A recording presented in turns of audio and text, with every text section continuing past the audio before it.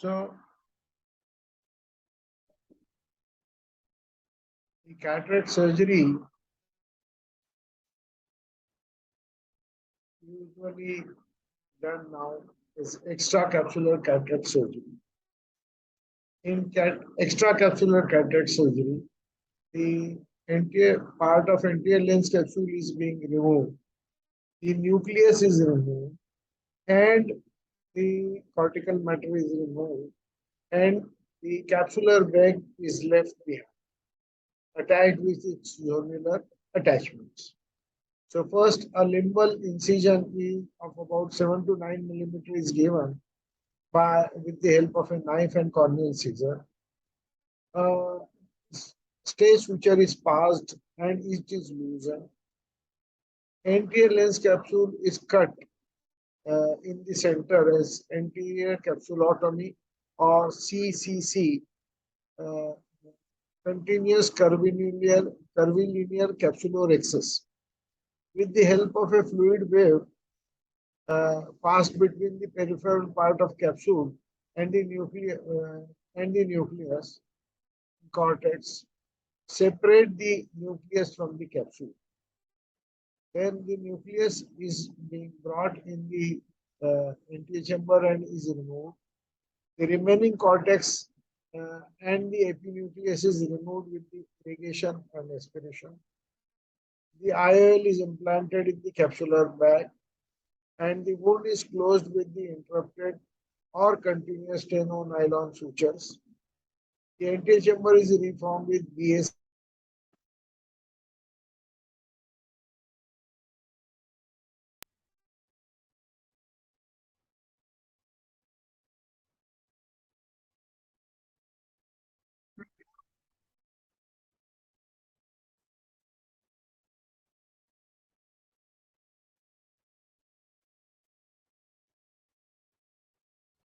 The eye is patched.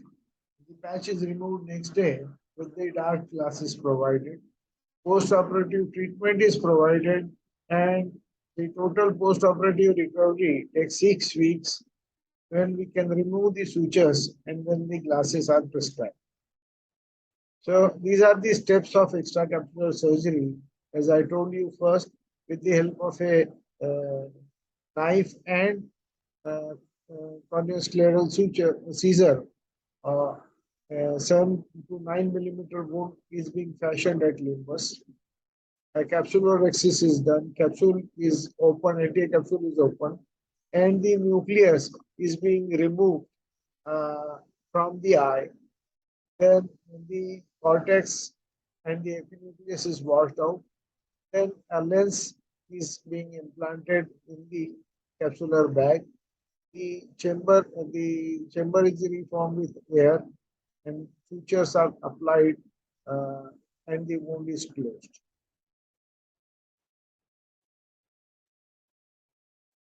So, uh, with a small incision of 7 to 9 millimeter only, you can remove the cataract. This was the extracapsular cataract surgery. Then evolved the sutureless extracapsular cataract surgery called manual small incision cataract surgery. Here, in the sutureless cataract surgery, a 3.5 to 7 millimeter incision is made. Conjunctival flap is dissected, and a partial thickness cut of 3.5 to 5 millimeter is made in the sclera, 1.5 to 2 millimeters from limbus. A corneal tunnel is dissected, partial thickness of sclera and cornea. Then the antechamber is opened. The anticapsulotomy, uh, that is CCC, is performed. Then a hydrodissection is done. The nucleus and the cortex are separated from the capsule. The nucleus is being brought in the antechamber and then is removed. The epinucleus and the cortex are removed with irrigation and aspiration. Then the IOL is implanted and AC is reformed with the balanced salt solution. Uh, so a partial thickness uh, cut is made in the, a tunnel is being made uh, in the sclera in the cornea. And uh, uh, the incision is self-sealing, therefore, no features are needed in this surgery. Uh,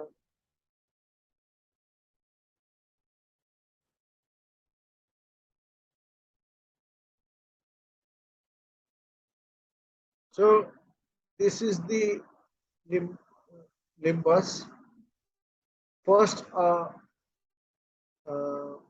partial thickness scleral incision is made around 1.5 to 2 millimeter in the center, one, around 1.5 millimeter in the center, around 2.5 millimeter in the periphery, and a dissection is made uh, in the substance of the sclera and in the cornea.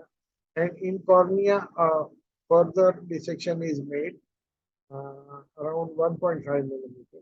So the total length of the tunnel, uh, width of the tunnel is around 6 millimeter here outside and around 8 to 10 millimeter in the eye, and the depth is around 2.5 millimeter. So this is called a funnel shaped uh, incision in the cornea and sclera,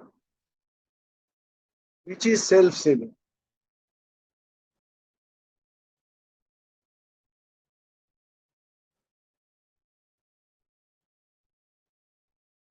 Here, uh, the nucleus is being separated and is brought in the antechamber and then is removed from uh, this incision.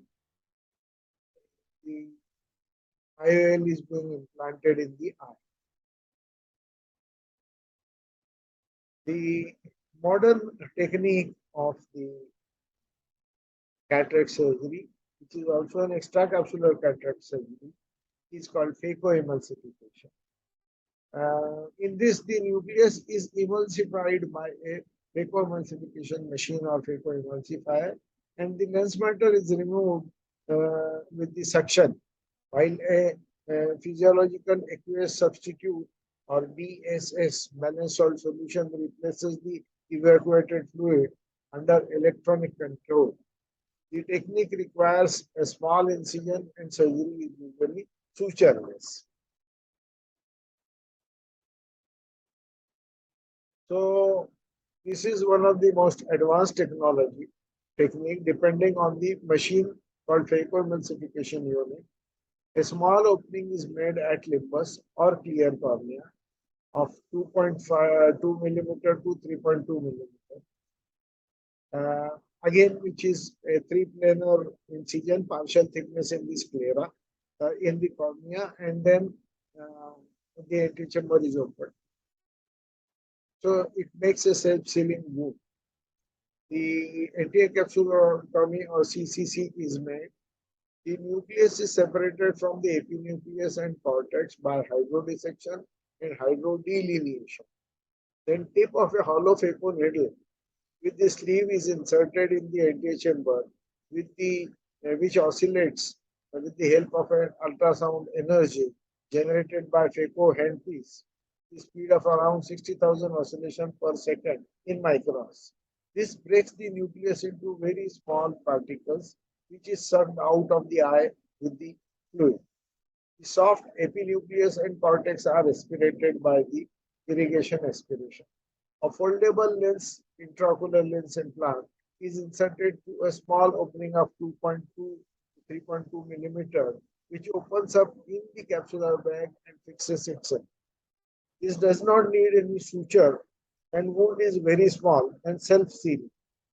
This is most preferred way of cataract surgery now, because you can remove a 6 millimeter, 10 millimeter size of opaque lens from 2.2 to 2.8 or 3.2 millimeter cut, and a foldable lens is inserted in the eye to replace the natural lens.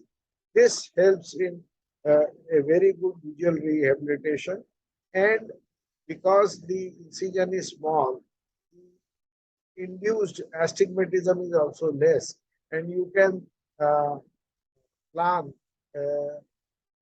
nearly emmetropic condition for the distance. So that is a phacoemulsification machine, which is a very sophisticated machine, and it uh, uh, has a handpiece. This handpiece, this oscillates the phaco needle. This oscillates around 60,000 oscillations per second in microns. So that cuts the nucleus into very small particles, and fluid is being constantly pushed in the eye, and through this hollow needle it is being sucked out. So along with this fluid, the particles which the lens which is broken into small particles, those all are being aspirated out of the eye, and at the end only an empty bag is left.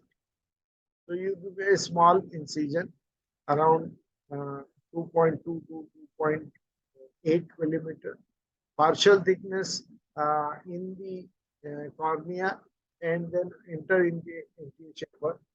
Then capsule is cut by called method called capsulorhexis. Circular CCC is continuous curvilinear linear capsulorhexis. Then the hydro procedure is being done, and a fluid wave is passed between this cut end of this capsulorhexis below this and the nucleus. So this fluid wave separates the nucleus from the hard nucleus from the capsular bag. Then this phaco tip is being inserted in the eye.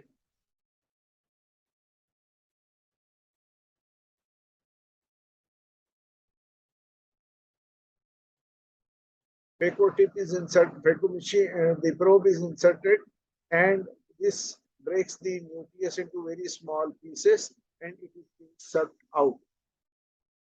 Once the whole cataract is removed, a foldable lens is usually injected inside the eye, and that through 2.2 to 3 millimeter incision, a 6 millimeter diameter lens can be put inside the eye.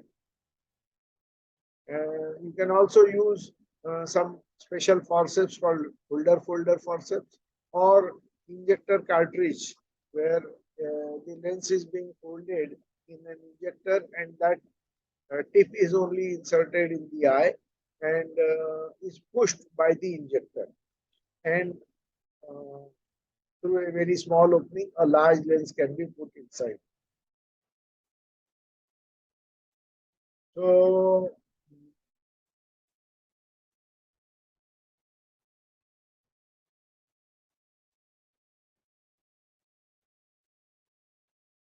uh, after you have made the incision and the capsulotomy, capsulorhexis, then hydro procedure, you uh, break the hard nucleus with the help of the phaco energy into small pieces and aspirate the residual cortex by automatic irrigation aspiration and implant a foldable intraocular lens.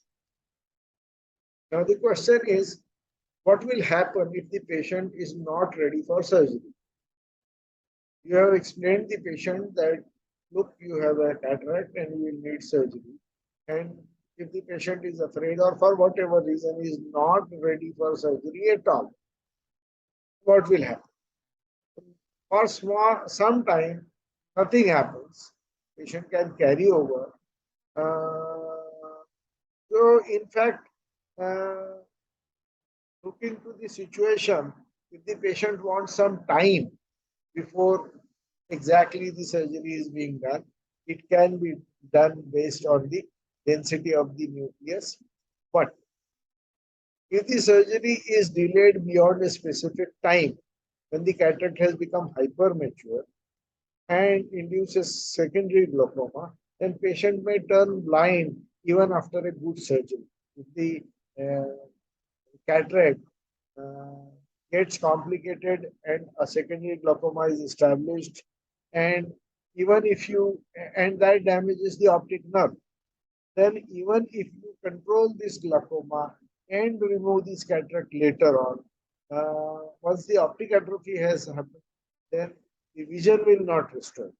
So we explain to the patient that look, uh, even if you don't want the surgery, one day you might have to come for surgery, uh, where we may not be able to restore a good vision if the glaucoma develops, and therefore you should come for the surgery in right time. The post-operative medication and care. So, as in extracapsular surgery, the size of wound is little larger. So, recovery usually is little slower. With phacoemulsification, the recovery is faster, and patient can resume the duty or work little faster. Uh, we provide post-operatively topical steroid antibiotic drops, pediatric and cycloplegic drops, so that the post-operatively patient is comfortable. Then the refraction and prescription of glasses is being done after say 1 month to 6 weeks, and patient has not to rub the eye post-operatively. That is the care to be taken most important. What can be the post-operative complications in the surgery? Uh, that will depend, the complication may depend on various factors, some of which are pre-operative, some of which are operative, and some of which are the post-operative. In pre-operative uh, problems, if the patient has small pupil and pupillary synecdoche along with cataract, or zonular laxity or dialysis, zonulodialysis pre-existing. If the capsule is very fragile, then it can lead to vitreous prolapse or break in the posterior capsule, and it may develop glaucoma.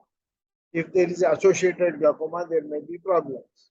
So, in intraoperative problems, patient may have the iris damage during the surgery. There may be a posterior capsule tear. There may be capsular bag dislocation and vitreous loss. Even sometimes the nucleus may, the posterior capsule tear is such extensive that even before the surgeon understand anything, the nucleus uh, may get dropped inside the vitreous cavity. Uh, in post-operative complications, there can be a fibrinous uveitis because of the inflammation, surgical inflammation, handling of the tissue during the surgery. There may be posterior synechial, there can be capsular phimosis. The capsular axis opening may reduce in size, phimose in size, and uh, may disturb the lens placement. There can be some transient rise in the intraocular pressure. Uh, there may be a IL bag may dislocate. There can be endothelial cell damage and cystoid macular edema. So all these can happen uh, because of various factors, but uh, uh, if you keep a good observation, preoperative proper investigation and examination, take care of the steps during the surgery and post-operative care. Most of the complications are uh, avoided. Now, some patients do ask whether they can develop a cataract again. You can grow once you have removed the cataract, whether the cataract will develop again. So there is a term called after cataract or a secondary cataract, but it is not the full-fledged cataract. It is secondary cataracts are sometimes also called as after cataracts. This is a condition in that starts after the cataract surgery. Uh, is the clinical name for this is the posterior capsular opacification. Like cataract, symptoms of PCO include blurred vision, dimness of vision, and flares of light. This is caused by some lens epithelial cells remaining in the capsule. They migrate down to the bottom of the and clump together, creating another layer, a fine layer behind the lens. The lens fibers forming a dense ring behind the lens is known as behind the iris is called ring of Somarin, and subcapsular cells proliferate and develop into large balloon-like cells called Escherich's pearls. This second after cataract or PCO can easily be treated by YAG laser capsulotomy where no surgery is done. The patient is you take the patient to the YAG machine and the YAG laser rays they make a tiny opening in the center of this capsule from which again light can pass and infect it. So these are the very advanced dense somarin rings. There can be some ethnic pearls. Depending on which type of after cataract is there, you can provide treatment. Usually, we don't need to do surgery uh, by a YAG laser itself. We can remove these. We can clear the visual excess, and the patient's vision improves. So this is a YAG laser machine, and if these type of thin opacification develops, then these laser rays are being focused into this central area, and you make a cut or a opening in the posterior capsule, uh, and then from there the light will enter the eye properly, and patient will have the vision.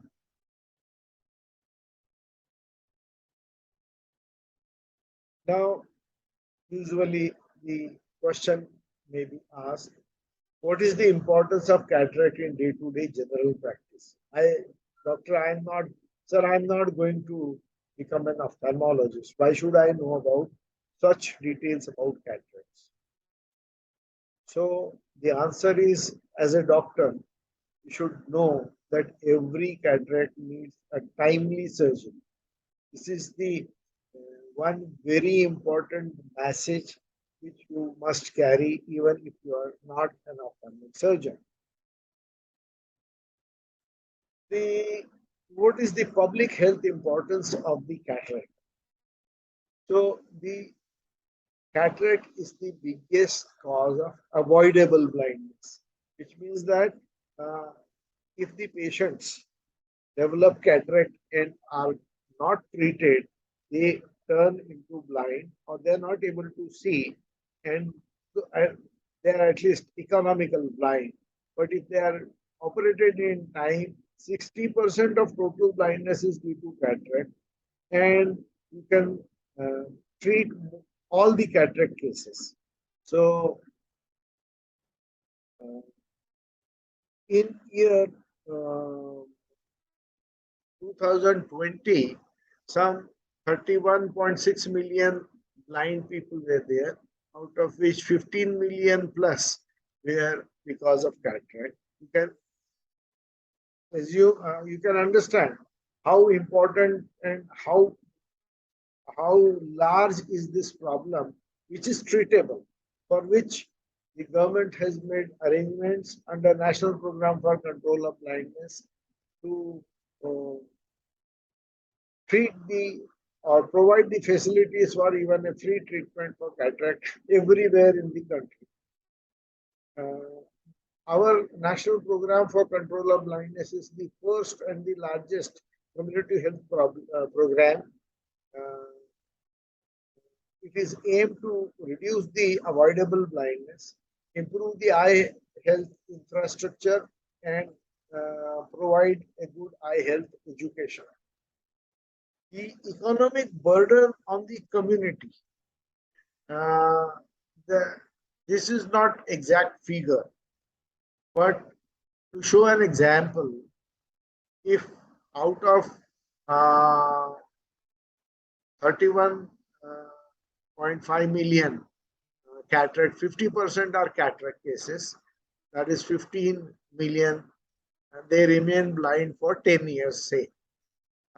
Economic burden of these people for 10 years, that means that they are not earning. Their family has to earn something for them. So there is a double loss. So if cost of this blind person for 1 year is 1,000 rupees, 1 month is 1,000 rupees, for 1 year, and then that too multiplied by 10 years and with the both eyes, so it will become a very huge financial figure. I would not even like to count even, but you can understand how much is the uh, economic burden on the community, because if somebody is blind, somebody has to earn for that patient and his family, and give time to take care of these people. And as I told you, all these patients are treatable, curable. So only message is that all cataracts, in if treated in time, will develop a good vision, and therefore they should be sent to the eye health facility as early as possible. Now we'll talk about the surgery, cataract surgery. The cataract surgery is being done under local anesthesia mostly. We give regional block or local block, that is called uh, facial and retrobulbar block or a peribulbar block. Nowadays, even we provide the topical surgeries under drops only. No injection is being done. But the common agents are lignocaine, that is xylocaine, and bupivacaine. So bupivacaine is little large, long acting, and this is short acting.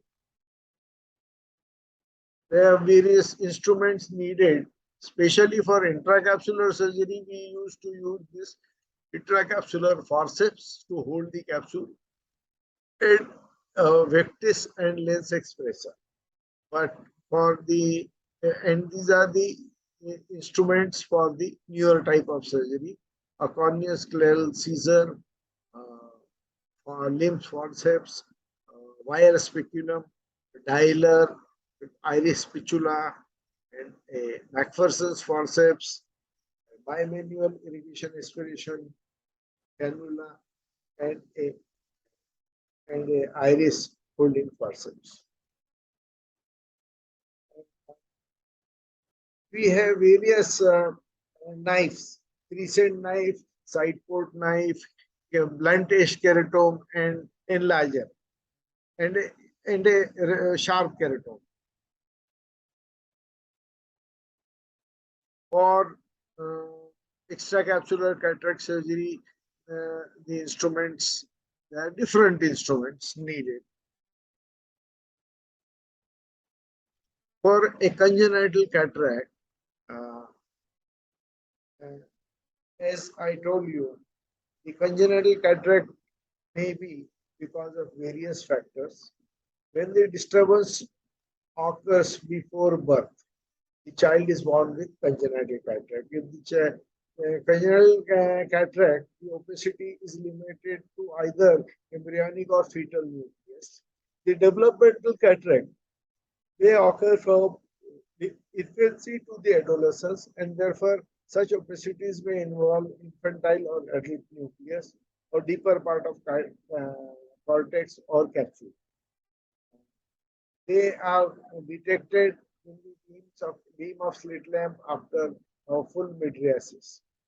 About one-third cases are idiopathic, uh, one-third are hereditary, and rest one-third due to other causes.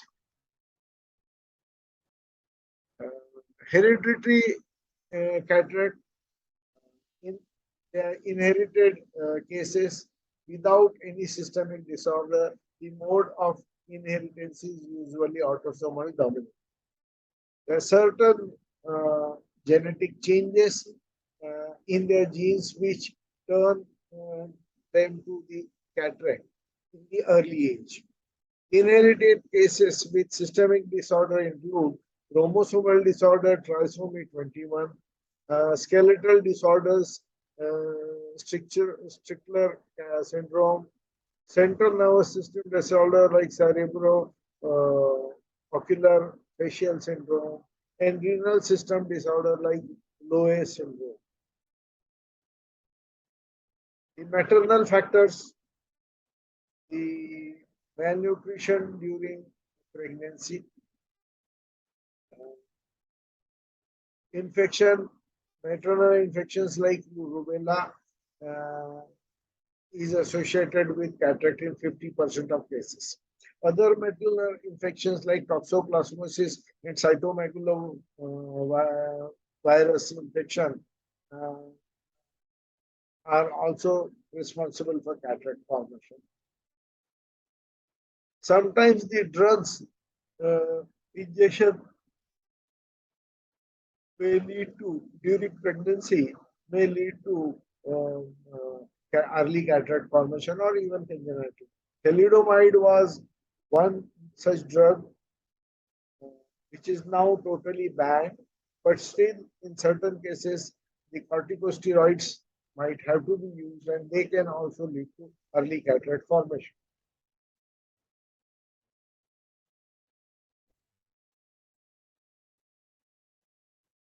Radiation uh, can also lead to congenital cataracts.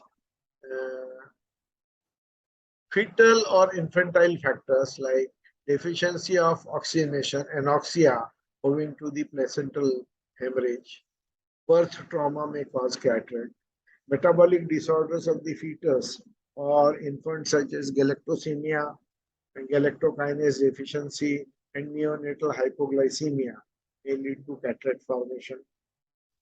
Cataracts associated with the congenital anomalies such as Lowe syndrome, myotonia dystrophica, or congenital ichthyosis, they all can form the early cataract.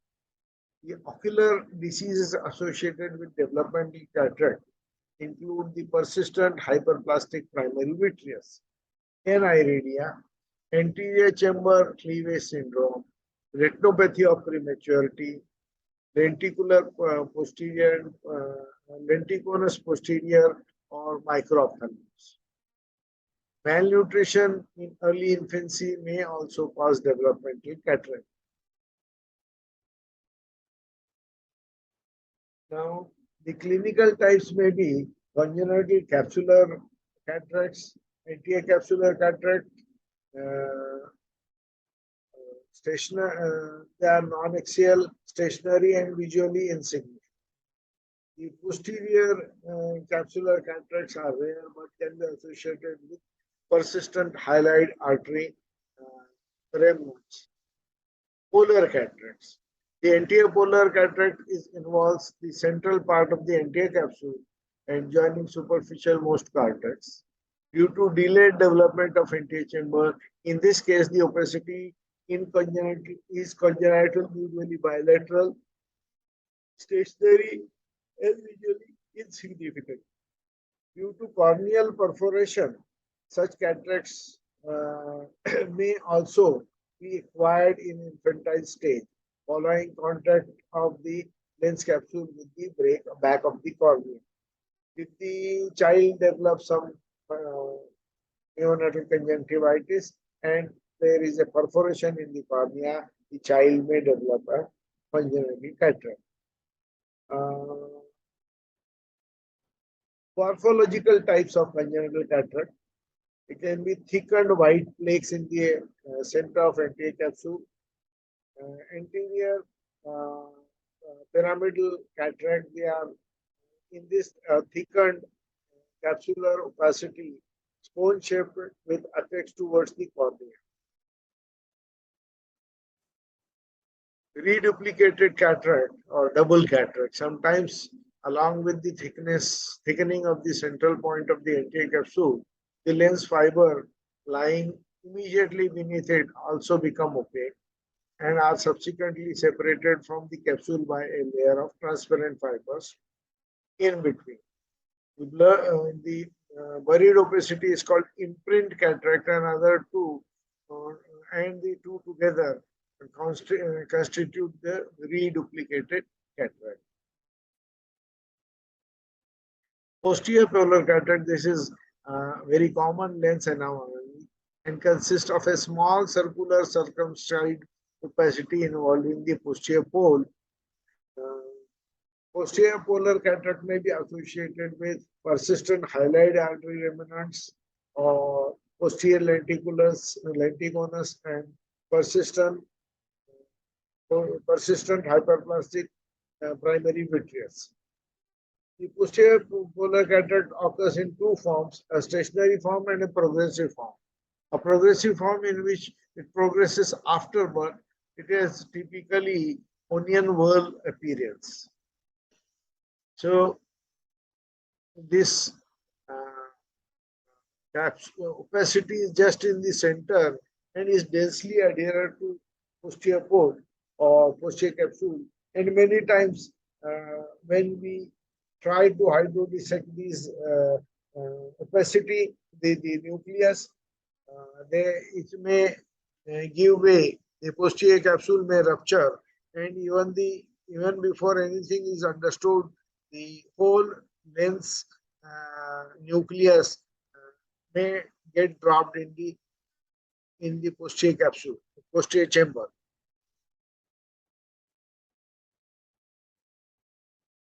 Therefore, when we find such a patient with a posterior polar cataract, we advise them to get the surgery as early as possible. Cataracta centralis fulminata. It has a dominant genetic trait that occurs due to inhibition of the lens development. It's very early stage, uh, at a very early stage, and thus involves the embryonic nucleus. The condition is bilateral and is characterized by small, rounded opacity lying exactly in the center of the lens. The opacity has a powdery appearance and does not affect the vision. One other type of lamellar cataract is zonular cataract is a developmental cataract in which the opacity occupies a discrete zone in the lens. The most common type of congenital cataract presenting with visual impairment, which occurs in about 50% of the cases of the congenital cataract, may be either genetic or environmental in origin. The genetic pattern is usually of the familiar autosomal dominant variety. The environmental form is associated with vitamin D deficiency, hypocalcemia, and sometimes maternal rubella infection contracted between 7th and 8th week of gestation. Typically, this cataract occurs in a zone of the fetal nucleus surrounded by embryonic nucleus. The main mass of the lens, internal and external to the zone of cataract, is clear, except for linear opacity like spokes of a wheel, which may be seen towards the equator. Occasionally, two such rings of opacity are also seen. It is usually bilateral and frequently causes severe visual defect. And as we talked, it should be operated as early as possible. The central uh, rounded opacity just in the posterior pole.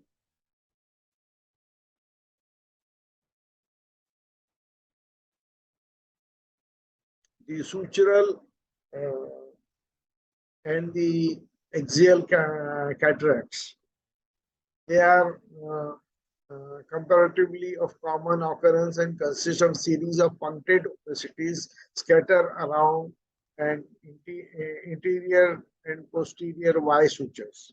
Such cataracts are usually static, bilateral. They do not have much effect on the vision. The individual opacity vary in shape and size and have different pattern. Other forms of congenital cataract are floriform cataract. Here the opacities are arranged like a petals of the flower. Floraliform cataract, also known as fusiform, as a fusiform spindle-shaped axial cataracts. A spear-shaped cataract, the anterior axial embryonic cataract occurs in as a fine dot near the anterior Y suture of the fetal nucleus. And dendritic sutural cataract occurs as fine dots along with the dendritic sutures. Total nuclear cataract is usually involves the embryonic and fetal nucleus, sometimes infantile nucleus as well. This is characterized by dense chalky white central opacity, seriously impairing the vision. And opacities are usually bilateral, non-progressive, but should be operated as early as possible. The coronary cataracts are extremely common form of developmental cataracts occurring about puberty, thus involving either the adolescent nucleus or deeper layers of the cortex.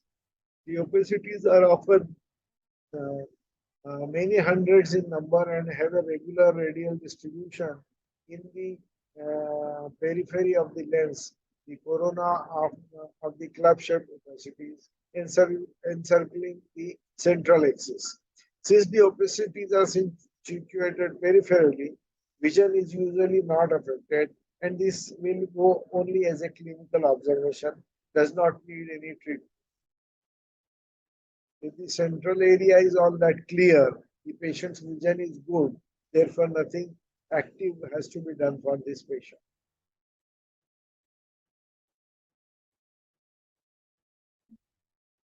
Blue dot cataract.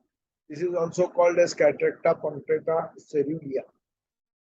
Usually forms in first 2 decades of life. The characteristic punctate opacities are in form of rounded bluish dots situated in the peripheral part of the adolescent nucleus and the deeper layer of cortex. Opacities are usually stationary and do not affect the vision. However, large punctate opacities associated with coronary cataract may marginally reduce the vision, and then if they are affecting the vision, they will have to be operated.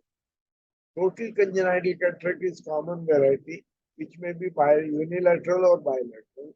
In many cases, there may be a hereditary in nature, and uh, it is its other important cause of cause the most one of the most common cause if causing this congenital cataract. This type of congenital cataract is the maternal rubella. A child has both eyes mature like total white cataract, and this must be treated as early as possible to avoid the development of amyloid. Rubella cataract, the maternal rubella infection acquired during the first trimester may cause a rubella.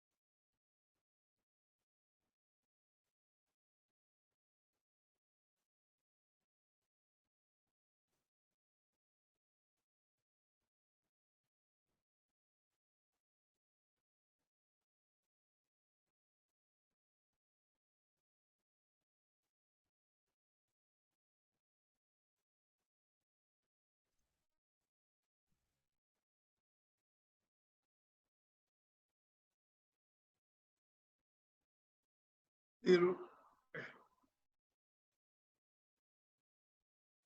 the maternal rubella cataract, the maternal rubella infection acquired during the first trimester may cause the rubella cataract. Typically, child is born with a pearly white nuclear cataract and is of progressive type of cataract. Lens matter may remain soft or may even liquefy.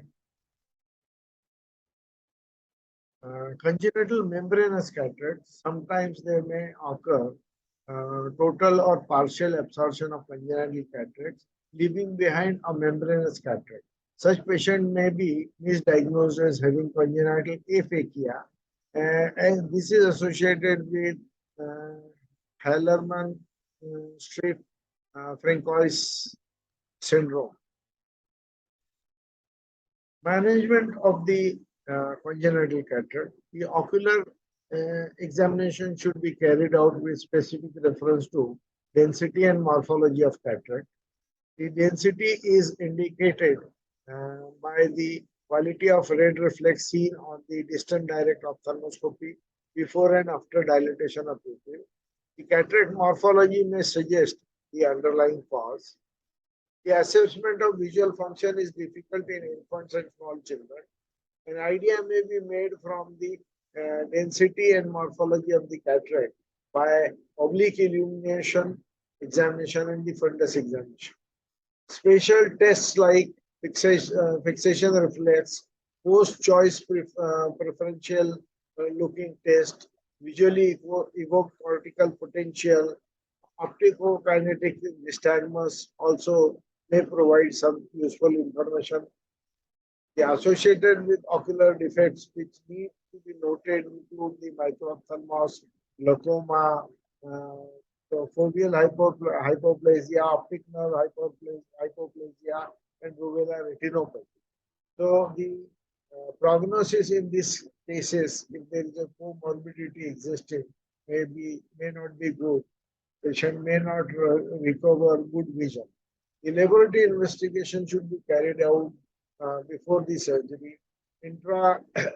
Uh, Intrauterine infection like toxoplasmosis, rubella, cytomegalovirus, and herpes virus by a torch test. So all congenital cases, a torch test should be done. Galactosemia by urine test for reducing substances, red blood cell transferase, and the galactokinase levels. Lowe syndrome by urine chromatography for the amino acid.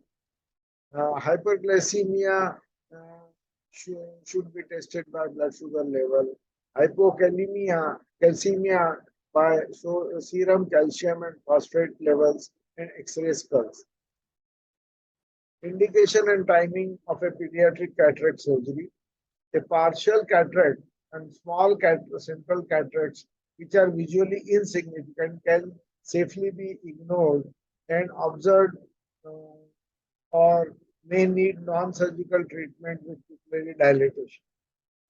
A bilateral dense cataract should be removed early within the 6 weeks of birth to prevent the stimulus deprivation and myopia. Second eye should be operated within few days of the first eye. A unilateral dense cataract should preferably removed as early as possible within days after birth with the optical correction in the first few weeks so that the patient may develop a proper, retain a proper visual stimulus and proper vision. Childhood cataracts, that is the congenital, developmental as well as acquired cataracts, can be dealt with extracapsular cataract extraction technique involving antiacapsulotomy, antiacapsulorhexis, irrigation aspiration of the lens matter or lensectomy. Lens aspiration can be performed either by manual SICS technique or by phacoemulsification technique. The lens aspiration should be combined with the primary posterior capsulotomy in children below 6 years of age and also with the anti-vitrectomy in the children below 2 years of age. Correction of pediatric aphakia. Children above the age of 2 years can be corrected by implantation of the Pushti chamber intraocular lens during surgery. Children below the age of 2 years should be preferably treated by extended wear contact lenses. Spectacle can be prescribed in bilateral cases. Later on, a secondary intraocular lens implantation may be considered. Size of IOL above the age of 2 years may be standard 12 to 12.75 millimeter diameter for the in the bag and designed for the IOL of choice as at present is foldable hydrophobic acrylic IOL. Power of lens, uh, as you know that the eye will grow with the time. So most of the surgeons target an emmetropia in the older children more than 8 years. The children below between 2 to 8 years, a 10% undercorrection, and below 2 years, an undercorrection of by 20% is recommended for the calculated biometric power of the to counteract the myopic shift. The size of eyeball will increase, so the patient will develop myopic shift. The size of eyeball being larger. So if you plan lens of the emmetropia, then the patient will need myopic correction later on.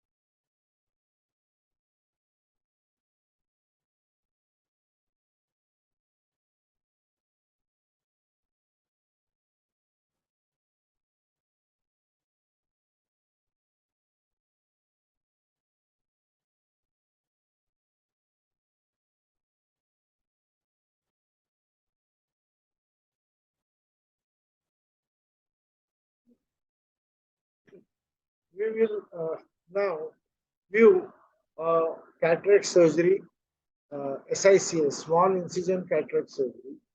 Here, we anesthetize the eye with a peribulbar block, then make a conjunctival peritomy or conjunctival cut at the limbus and cauterize the bleeding vessels to make the field avascular. Then we will make a side port opening here, at two ends, that is at 3 o'clock and 9 o'clock, we will make the side port uh, with MBR knife, and then we will make our main port. This is the second side port. If I am going to use bimanual irrigation aspiration later on to remove the epinucleus and the remaining cortex, then two side port openings are very helpful.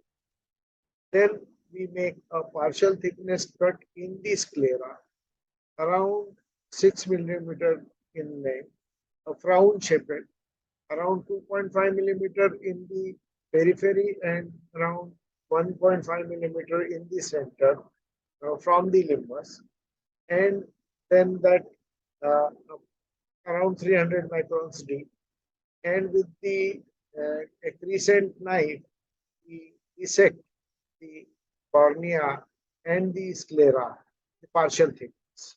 So with this we make a sclerocorneal tunnel around 1.5 millimeter to 2 millimeter inside the cornea, and the external opening is around 6 millimeter, whereas internal width of the incision is around 8 to 10 millimeter. So the this is called a funnel shaped uh, uh, tunnel openings, and we uh, we make this opening first with the bar Parker blade, then preset knife, and with the help of keratome, we will enter in the anterior chamber.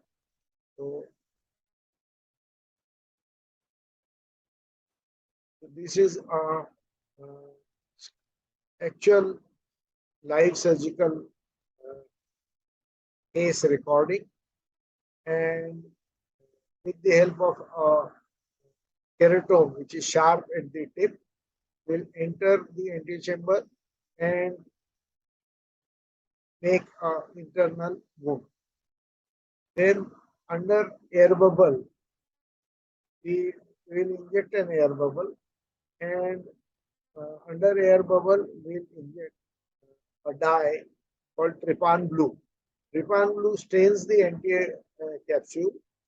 We will wash this trypan blue with the PSS solution and fill the chamber with the uh, viscoelastic HPMC. That protects the HPMC protects the endothelium as well as the inner part of the eye. And from the side port, we'll make uh, uh, a opening in, with the a needle is bent, 26 gauge needle is bent, and we make side port entry and make a cut in the capsule, anterior capsule, called capsulorhexis. This circular cut in the anterior capsule. Uh, so central part of the anterior capsule is being cut. The remaining part, the rest of the part attached with its nodular attachment will remain intact, and that will keep the lens, the capsular bag separate from the lens will remain within this capsular bag. So this is the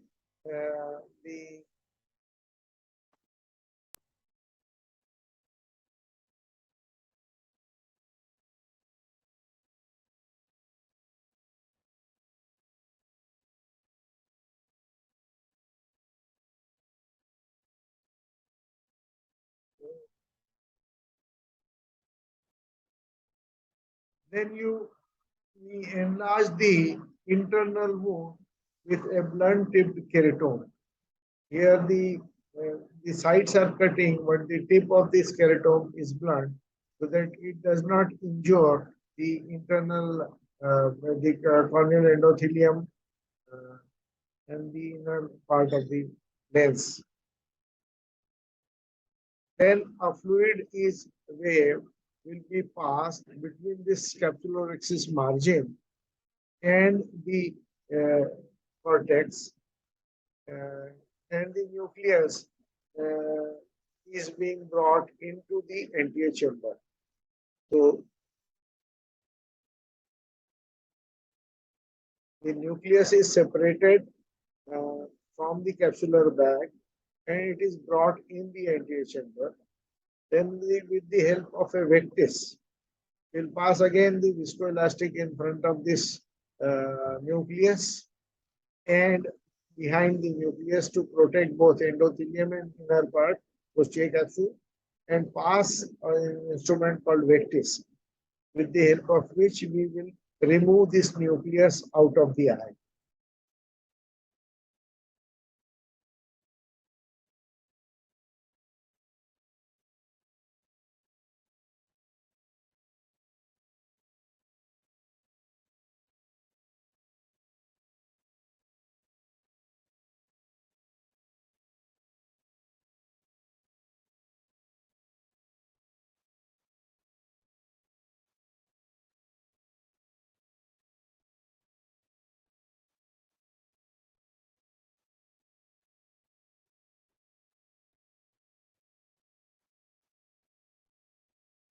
The cortical matter is also being pushed out of the eye with the help of jet of water, and then with both the side ports, uh, irrigation aspiration being used to remove uh, the remaining cortical material from the capsular bag.